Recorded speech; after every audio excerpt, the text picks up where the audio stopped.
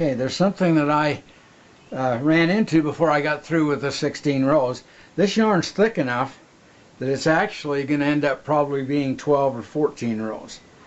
But I told you about that loop that was on the other end of the one I put around that little peg where the tail was.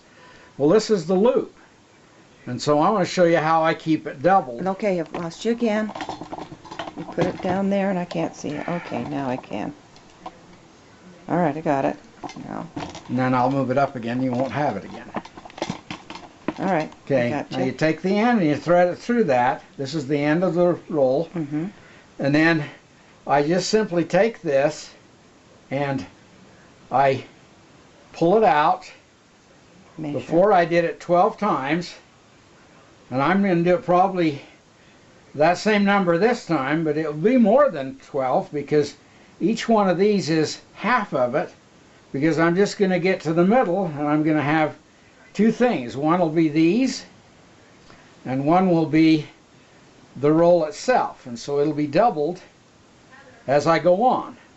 And then all you have to do, and see, that makes it so there's no knot at all that you can really see. Then I just continue right on around to where the peg was.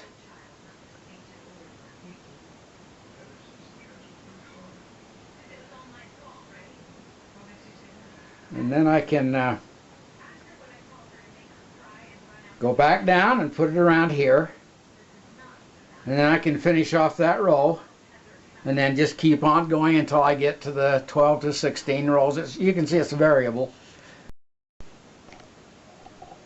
Okay. Now I came to the end of that next little piece that I had done. So that I had the roll coming out of the roll, and then I had it coming out of another little roll that I'd rolled up. Well, I'm going to roll another little roll, but all I have is a knot, and you've only got the knot on one side. That's the only knot you're going to see, and that's the reason I do it the way I do.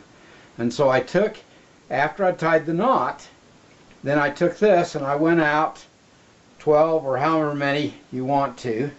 And when I got that far, then I ended up with a loop on the end. And this loop now I can take and I can roll it into another ball. So I've got just the ball at the end. Or I can just leave it that way if I'm gonna keep going and don't have to interrupt it. You didn't say you cut it off the ball. Okay. Let me just go back. This is the one that was coming out of the ball. So after I'd pulled a whole bunch of it out of the ball, then I cut it. And that's why I had the other end to do this. This is what I cut off of the ball of yarn. Thank you. Okay. Now we're going to finish off the baby hat. Now I've gone to the end of, and I have that loop there. Now it doesn't turn out to be exact like that usually, but this is 7.5 rows after these initial 12. So you've got half of 12, which is 6, and 7.5 more. I'm going to go 2 more rows, but I'm going to do it single thread now instead of double thread to finish off that top. Hey, you hold it up too high, honey. Okay, and so I'm going to go around.